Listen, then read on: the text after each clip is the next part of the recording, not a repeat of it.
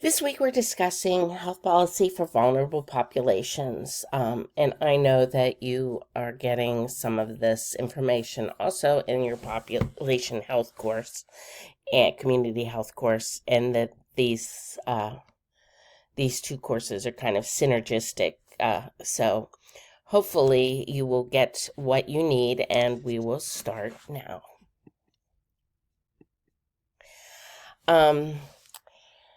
Social Security is, we have our card, we know we pay into it. It's a set of programs to provide support financially to eligible individuals and families. Primarily, it's the retirement system. It's also a disability system and has survivor benefits. And these are administered currently by the Social Security Administration.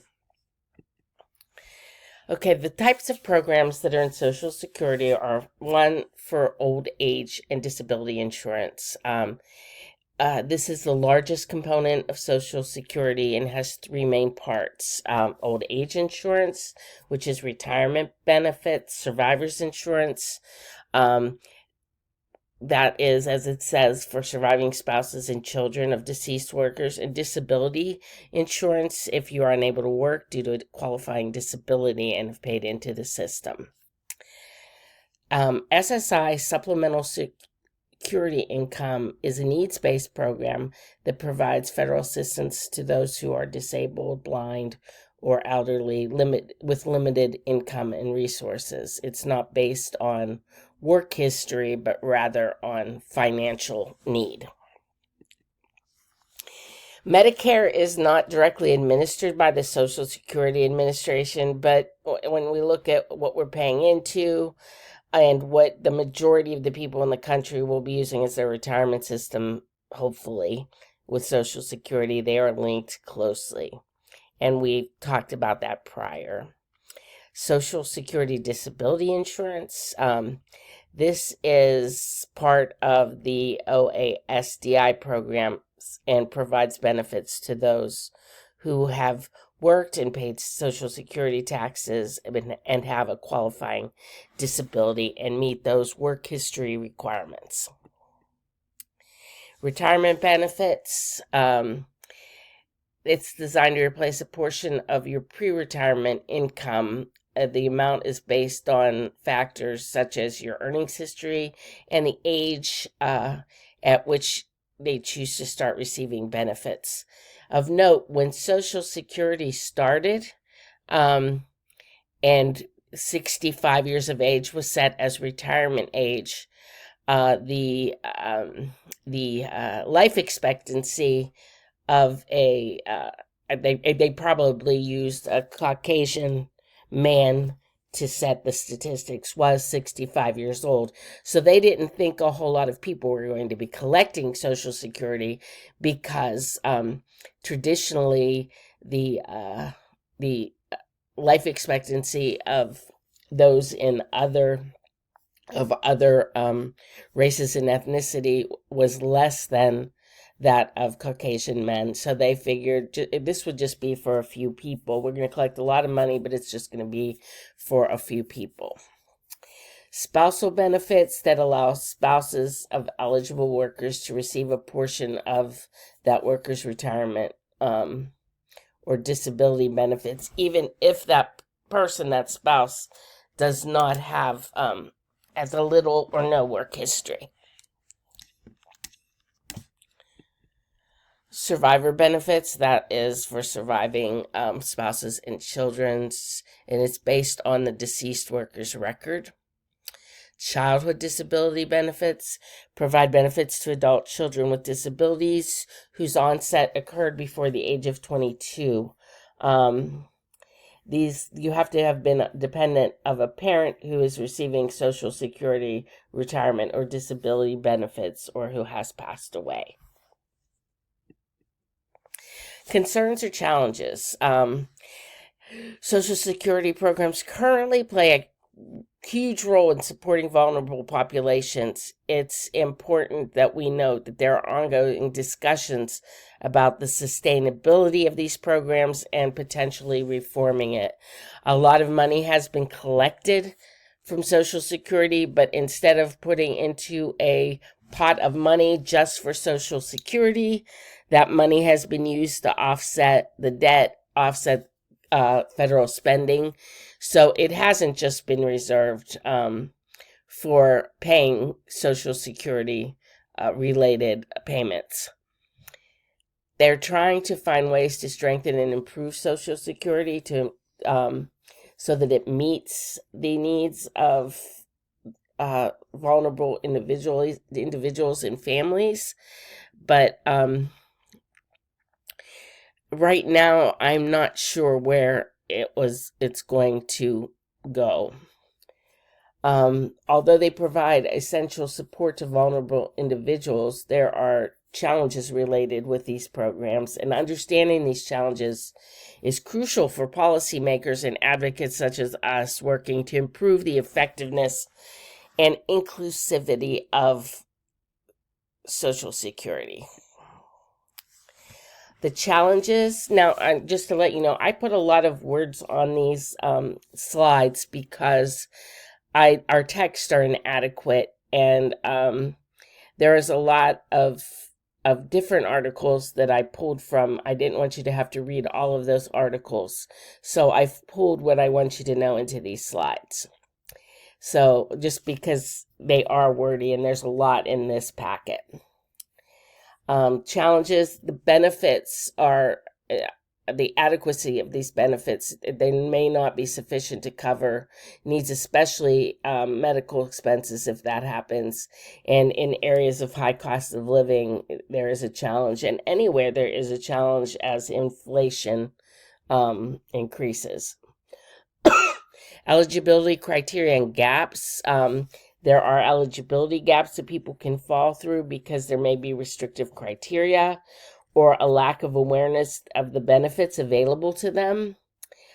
Certain populations, such as undocumented immigrants or those who have limited work histories, even if they paid into Social Security, they won't be able to pull from it. And they probably have not paid into if they are undocumented. So we have people living in this country who may no longer be living in this country, but people have worked in our country who are not receiving benefits. And this is something, whether it be to have them leave our country or find a way to have them integrate into our country, that needs to be addressed. Delay in benefit access.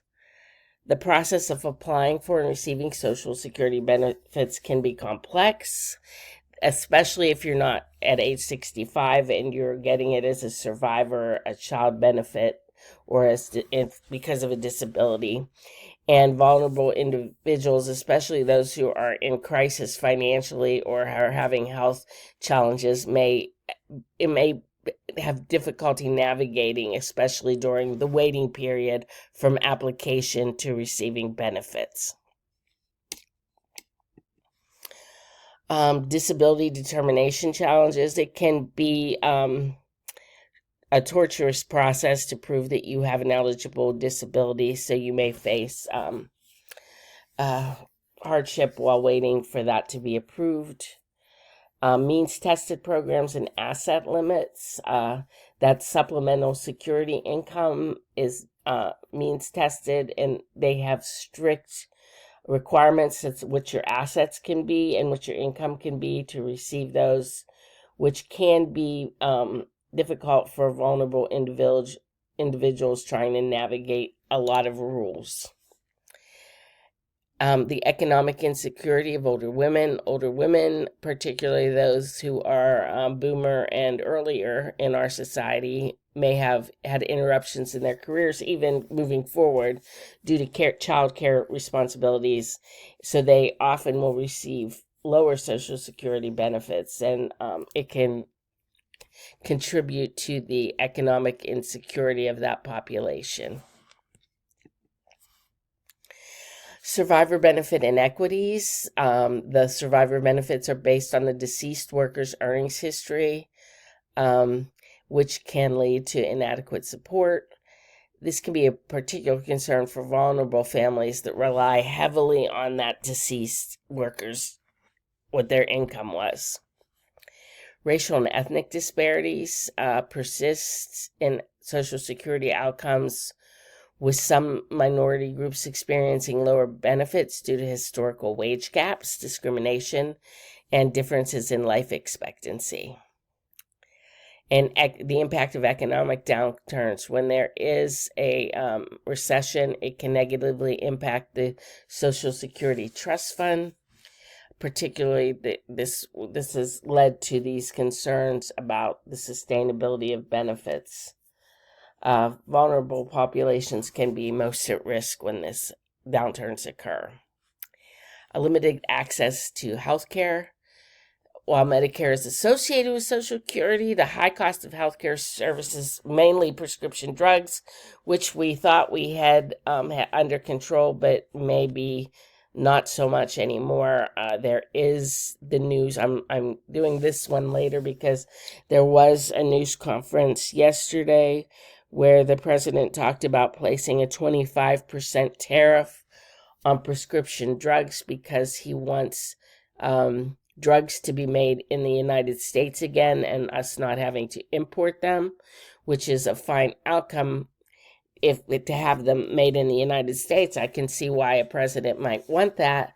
But while there's transition happening, we're not going to have all of these factories built in the United States immediately. So there is going to be a time when prices are high, and it can affect older people's ability to pay for these drugs. Lack of cost of living adjustment accuracy. COLA is cost of living adjustments, and the mechanism was intended to make sure that people didn't suffer when there was inflation, but there's debates about the accuracy of these adjustments reflecting the true cost increase faced by these folks, especially in areas like healthcare. Social Security reform. The first they talk about needing to happen is an increase in benefit levels to better reflect the cost of living, especially in high-cost areas. This could make sure that benefits were adequate for vulnerable individuals and that their basic needs are met. Changing the COLA mechanism, reviewing and potentially reforming the cost of living adjustment is something that is talked about related to Social Security reform to make sure that seniors can cover things like prescription drug cost increases if these occur. Strengthen the disability determination process. This process needs to be streamlined and made more efficient so that we can reduce the delays in those that are eligible receiving benefits. Revise the survivor benefit formulas. One thought of reform is to look at and update those formulas to address inequities and make sure that there is adequate support to surviving spouses and dependents, especially for those with lower income backgrounds. Addressing racial and gender disparities, policies that make sure that if there were wage gaps or other systemic issues, that these are mitigated. Eliminate or adjust means-tested programs limits. One thought of Social Security reformers is that we need to look at those limits and adjust them to reduce barriers for vulnerable individuals. Provide earned income tax credit for non-working spouses. One thought of reform is to consider introducing an earned income tax credit like benefit for non-working spouses to provide additional support to those who may not have a substantial work history because they were supporting their home and their children for part of their work history or much of their work history. Increase access to information and outreach, improve ways to target education at vulnerable population, and for all to increase accessibility and ease of access of information. Simplify application processes, trying to reduce paperwork and administrative burdens, streamlining it to make it as easy as possible and as efficient as possible for our government.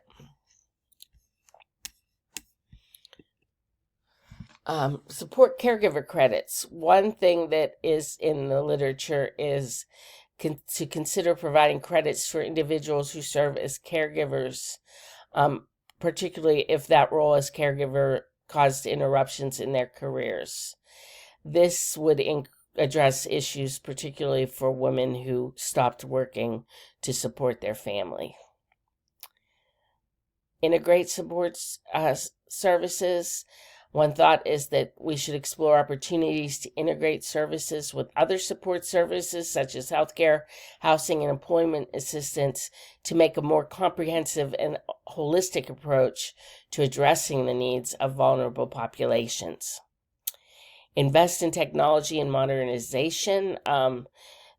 Improving the technological infrastructure would improve efficiency, reduce processing time, and enhance the experience of users trying to access services, particularly those who may have challenges doing so. Okay, expand education programs about Social Security so people know what's going on, and talking about retirement and what will be available on their retirement, what their benefits will be early, and just financial literacy initiatives to empower vulnerable populations to make informed decisions. And then one theme in the reform literature talks about creating a task force, creating task forces for vulnerable populations to look at their unique needs and make recommendations and oversight to ensure that there are equitable outcomes.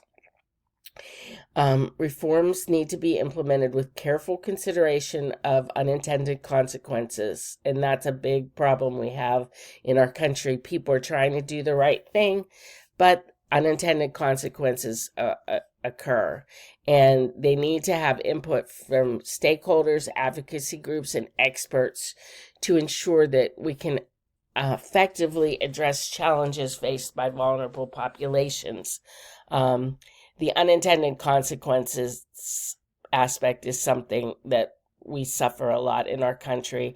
People may be trying to do things for good reasons, but things happen that were not intended by the reform or the change, and we need to take care as we do that with Social Security reform.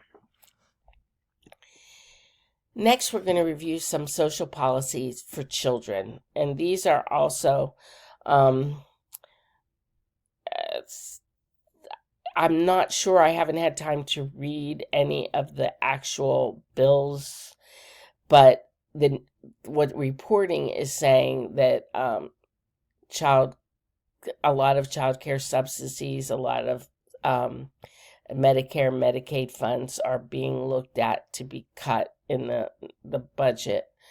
I'm never sure because I never believe what I just hear. I haven't had a chance to deep dive into that, the policy recommendations from the source at this time.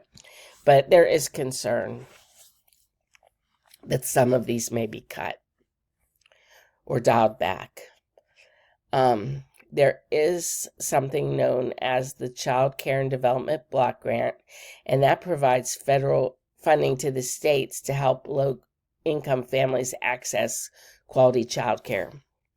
Head Start and Early Head Start are things that you may have heard of. These are federal programs that provide education. They have nutrition and try to have parental involvement in education for low-income children and their families. SNAP, the Supplemental Nutrition Assistance Program, used to be known as food stamps, and this gives eligible low-income families funds to purchase food, making sure that children have access to nutritious meals. Women, Infants, and Children WIC is a program that provides nutrition, education, and healthy food to support low-income pregnant women, new mothers, and young children. Temporary Assistance for Needy Families is a program that provides cash assistance to low-income families and dependent children to meet their basic needs, and these would include child care. The Child Tax Credit, it's a federal tax credit that goes on our income tax to provide financial assistance to families with qualifying children to help reduce the tax burden on parents.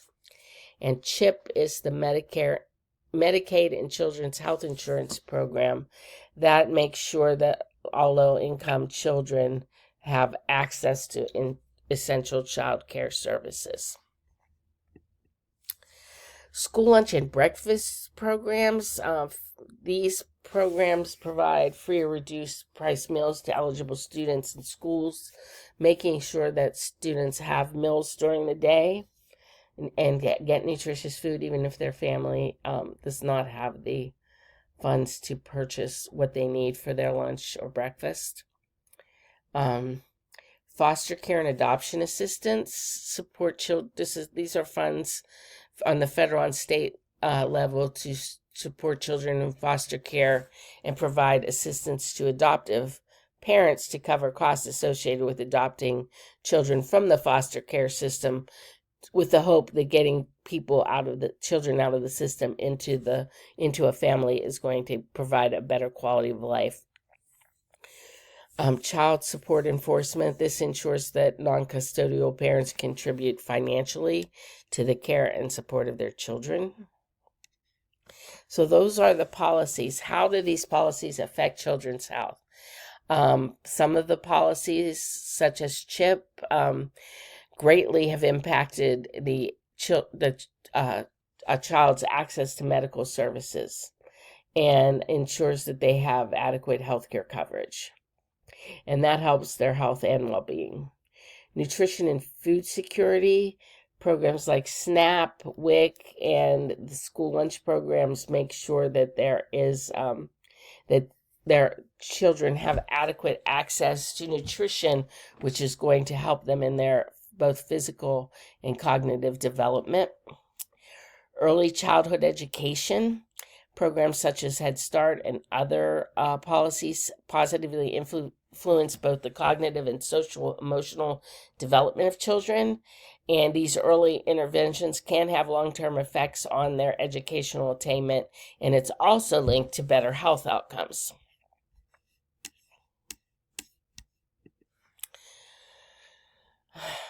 Family income and poverty alleviation.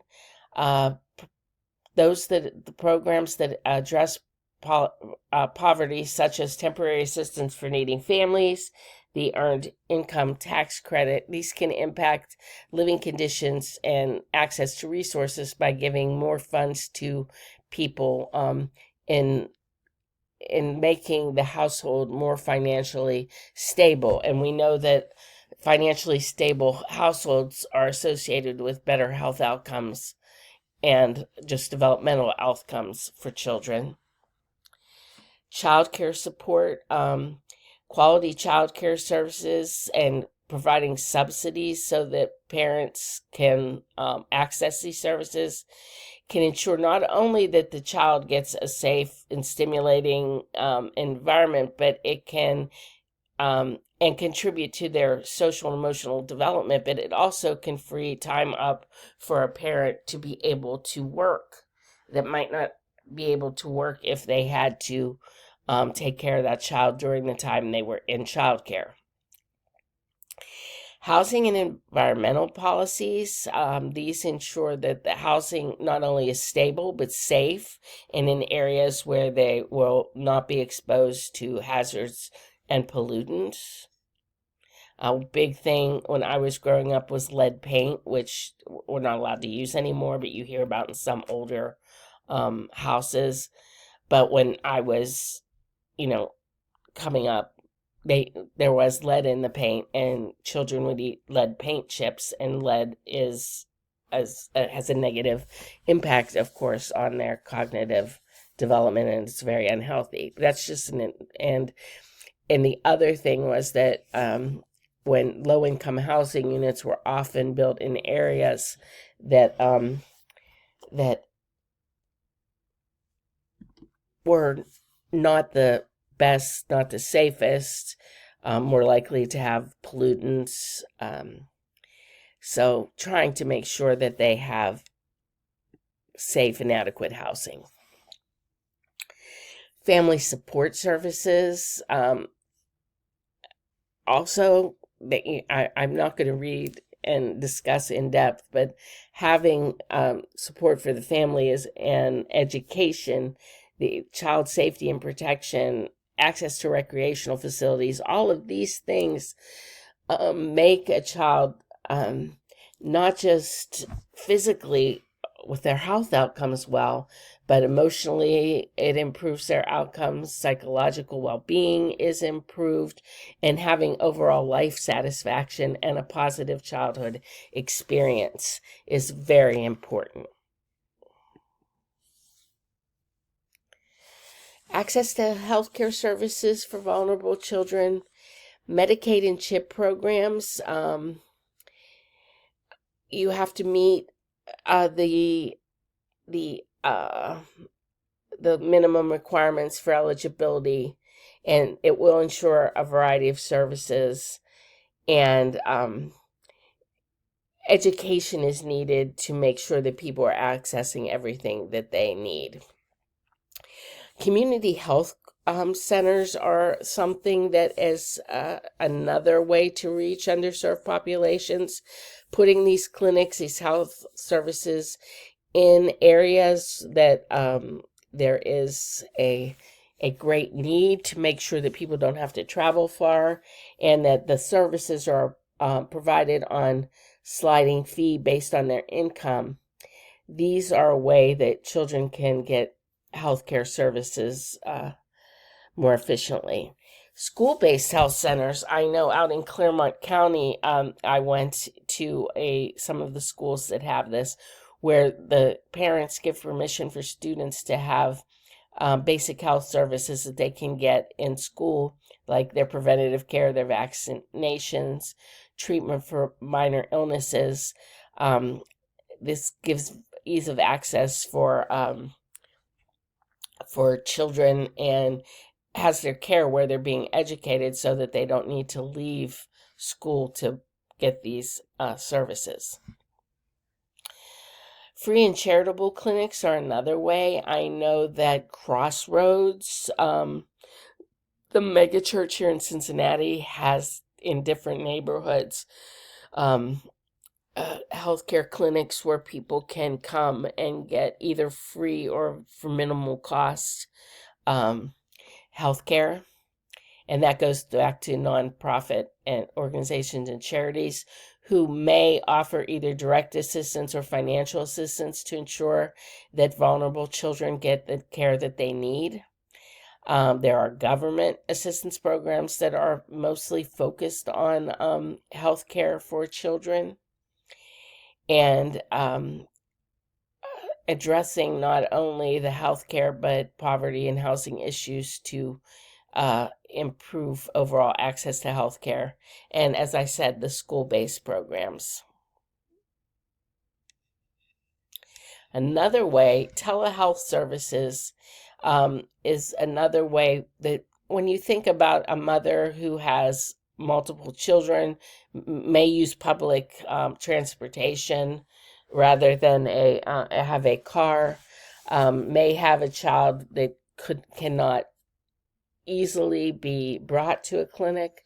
Having telehealth services is one way to improve access.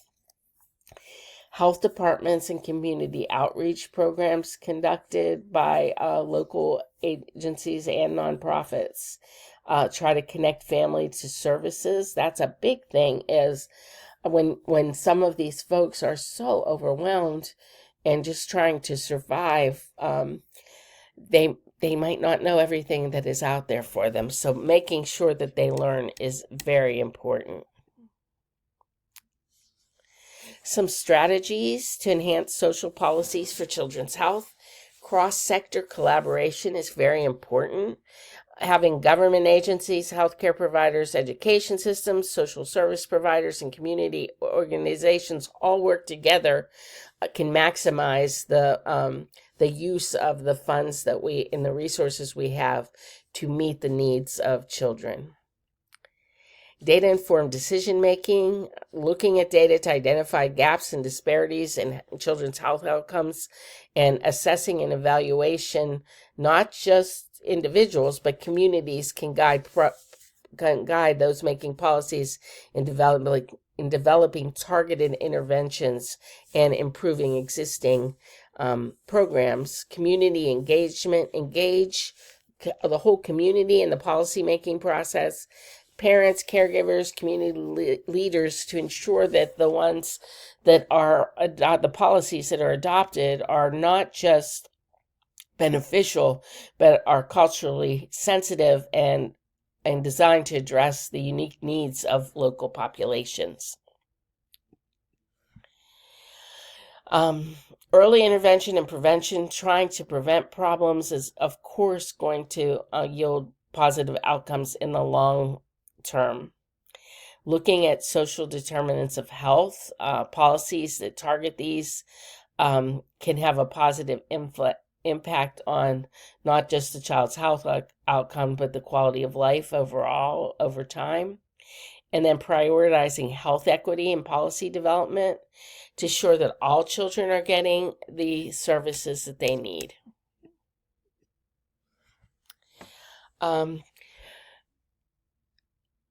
Other social policies that are discussed in the research and in the literature to improve and enhance social policies for children's health include expansion of accessible healthcare services, making sure that no matter where you are, whether you can get your child's healthcare, whether that be transportation barriers being overcome or using telehealth. Not just focusing on children, but supporting parents and other caregivers, and strengthening the family is going to improve the health and well-being overall of a child. Continuing school-based initiatives, since children spend a great deal of their time in school. That is a great hub to promote children's health. And then legislation and policy advocacy, advocating for legislation that improves children's health and making that a priority, which is going to have a positive impact on our country in the long term, because the children that grow into healthy, well-adjusted adults are going to be better citizens and better workers in the future. So it truly is an investment in our country to invest in our children's health. Training and capacity building, making sure there is enough health professionals, educators, social workers, and making sure that the ones that we have know about the unique health needs of children, especially children in lower socioeconomic groups. Raising the public's awareness, focusing on research and innovation, and making sure that we evaluate the impact of the policies that are in existence and the ones that we wish to have adopted, watching to ensure that they are having positive outcomes. The next vulnerable population we're going to discuss is mental health care trends. And as I talk about this, I realize that, they say that especially since COVID, but over time, but especially since COVID, there has been an increase in people needing mental health care.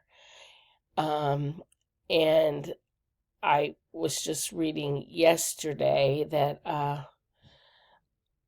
Robert F. Kennedy, who is our new Secretary of Health and Human Services, is going to focus on the, I believe, pharmaceutical aspects of mental health care.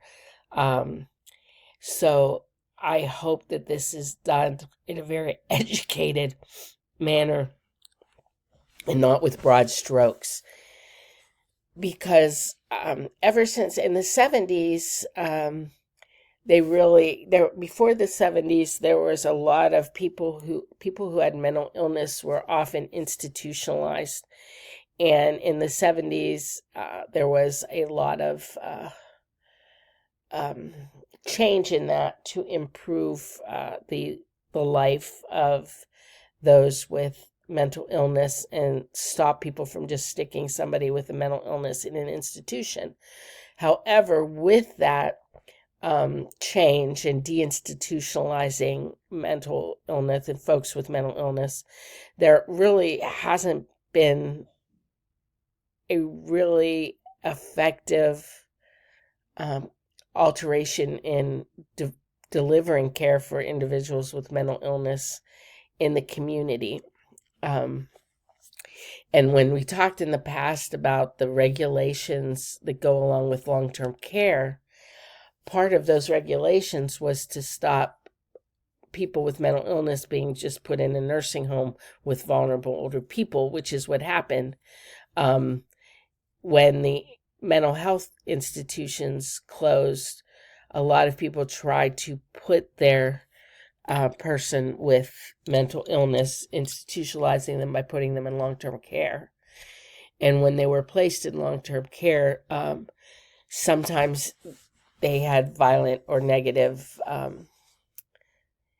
impact. They treated the elderly that were very vulnerable in a way that was not positive for that population. And there was harm done to vulnerable elders by people who had mental illness and couldn't help it, but that it was decided that that wasn't the answer either. But these are some trends in mental health care at present. There is an increased mental health awareness and an attempt, to reduce stigma and increase openness in discussing mental health struggles. Telehealth and digital mental health services. One thing about COVID-19 that I thought was really positive was the expansion of mental health counseling and intervention, either online or through telehealth, virtual consultations and therapy. Because when you think about a lot of the people with mental health issues, having to leave their home can be a problem. Having to get to the place where the therapist is located can be a problem. And then being able to access services from their home is very positive. There has been an increased focus on mental health in the workplace, with many places having employee assistance programs that will help address stress, burnout, and mental health challenges in the workplace. Trying to advocate, mental health in in younger people, not just giving them drugs or anything like that, but providing enrichment so that people have better mental health as they grow. Integration of mental and physical health, realizing that mental health care needs to have the same recognition as overall health care, because we are holistic beings, and our mental health is going to impact our physical health, and we are looking to have more holistic approaches to care. And then technology, including artificial intelligence, machine learning. These things have been applied to mental health research, and there are now predictive models, more personalized interventions, and tools for early detection of mental health issues, which have arisen from that. Challenges. There are disparities in access to mental health care. Insurance coverage, a lot of insurance does not cover comprehensive mental health care. And then there still is some, even though it has been destigmatized somewhat, there can still be a cultural stigma which will cause unequal access to occur. We're still recovering from the pandemic, especially when you look at children who were stuck in their homes. I'm not judging what was done during the pandemic, but we do know that not being with their peers and not being out and having to be restricted did have a negative impact on that generation of children, not just their learning, but on their mental health. Even though we have increased awareness, we do know that there is increased workplace burnout and stress. People working remotely have less socialization. There's job insecurity and blurred work-life boundaries. These have contributed to employees having mental health challenges. There still is a stigma, even though we have tried to reduce it. They can cause feelings of shame and isolation for people who have mental health issues. There is a shortage of providers in many regions, which is why telehealth is such a positive thing. And, remote visits, because many areas do not have mental health services in adequate amounts for their population.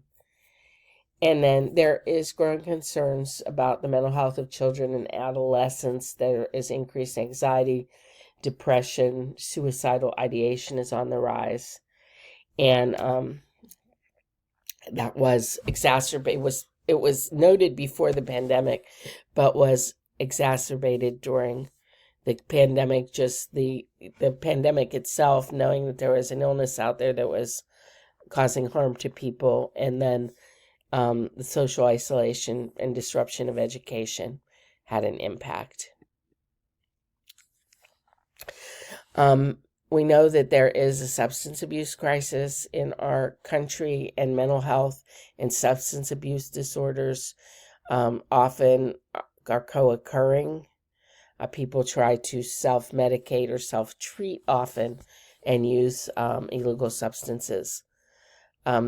We need integrated approaches to address both aspects of individuals' well-being. And then there are notes that there are climate change, whether or not people subscribe to that. It is believed that there is eco-anxiety and trauma related to natural disasters that we believe are maybe caused by climate change, and that is it's gaining recognition as a significant challenge. We need to address these challenges, and it requires a comprehensive effort from our policymakers, us as professionals, communities, and individuals. We need to create a supportive environment to improve mental health services. Disparities in access to mental health services, insurance coverage. Not every insurance company, every policy covers mental health services or covers it adequately. And this is especially true for those in lower socioeconomic status. They will face challenges getting coverage due to financial constraints, since insurance doesn't always cover what is needed. The stigma and cultural barriers continue. Language barriers. We already have an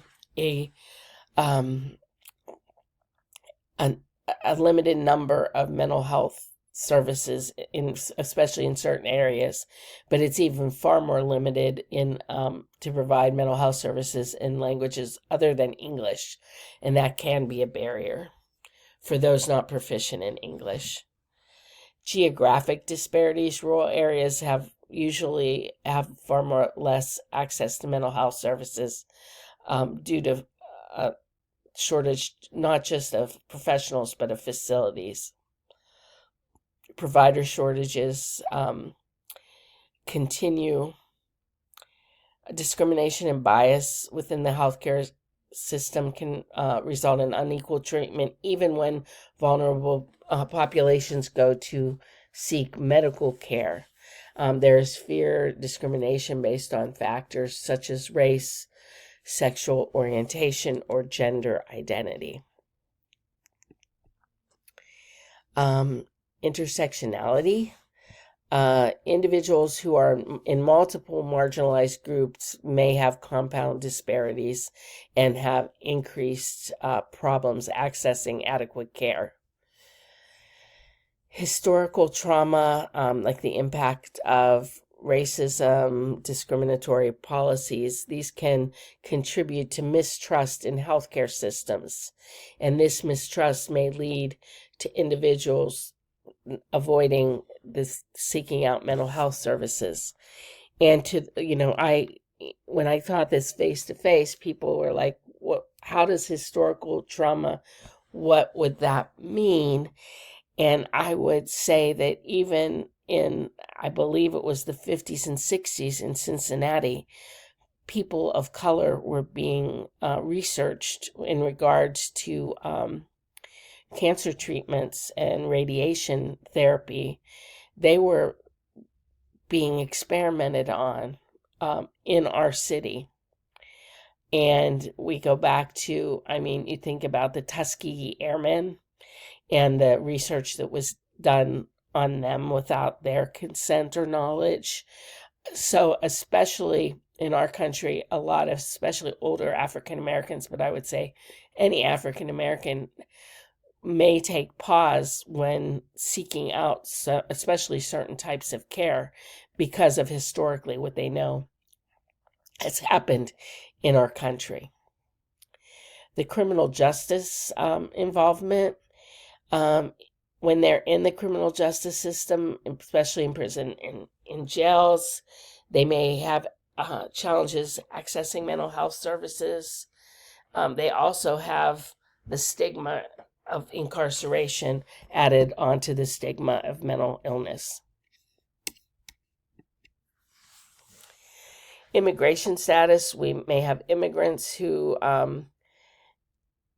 if they have uncertain or undocumented status, they're not going to seek mental health service. And whatever your political stance is, if they're living in our communities and not having mental health services, that disparity is going to cause problems for them and their families and potentially the community.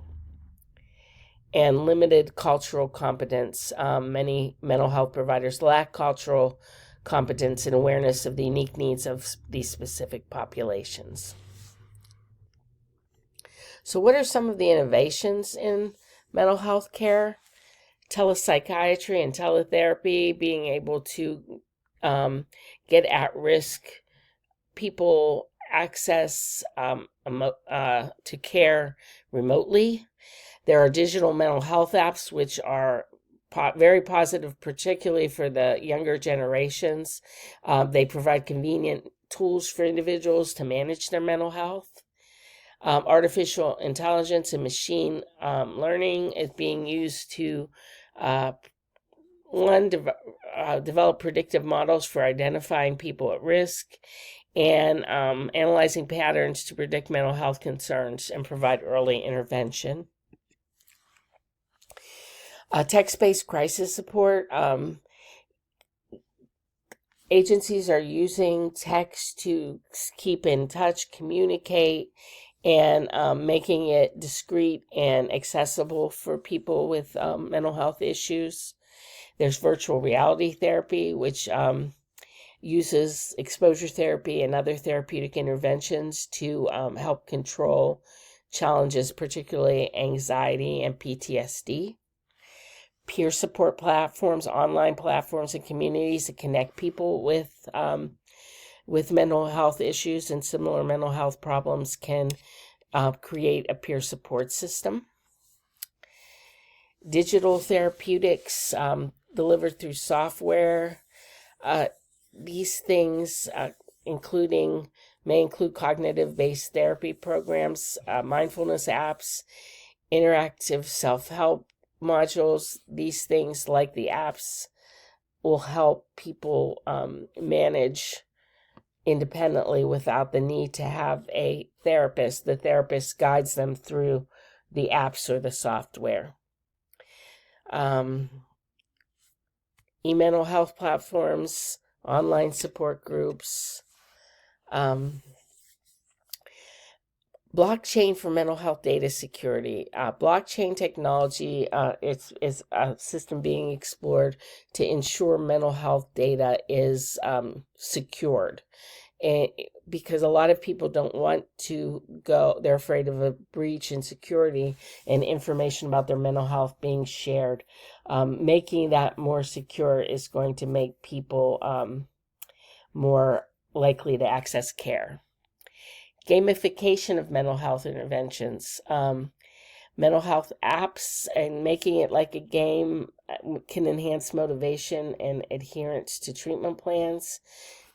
Making things culturally tailored is important. So those are the innovations that we're seeing. Public health policy addressing mental health disparities. The main things we look at is resource allocation, getting policies to determine how much resources will be provided and where these resources will be provided to ensure that there are mental health services. Making sure that insurance coverages have some minimum coverages for mental health care. Integrating mental health and primary care. Having mental health services in a primary care office is one way to address disparities. Cultural competence training, getting to know how to reach people in their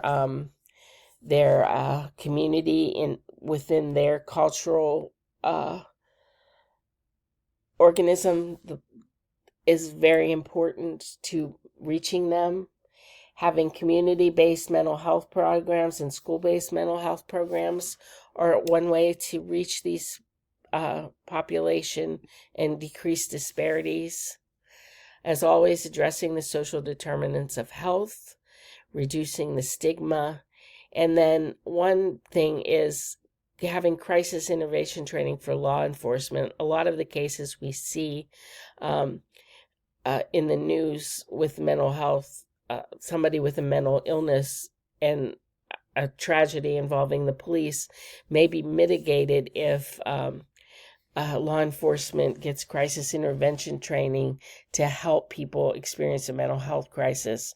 And that could reduce negative outcomes for these individuals and for the police officers also. Looking at special population and addressing their needs is something that we need to do in public health policy, which I do not think is going to be occurring from what I am seeing, the direction of the current Congress, etc. And doing research and collecting data and is always important because we need to be evidence-based, and expanding telehealth services and remote services is one of the biggest areas funding that will help address a lot of issues. This is the end of video 1. As I said in the label, it's a long one, and I am sorry for that, but I hope you have a great week, and video 2 is much shorter than video 1.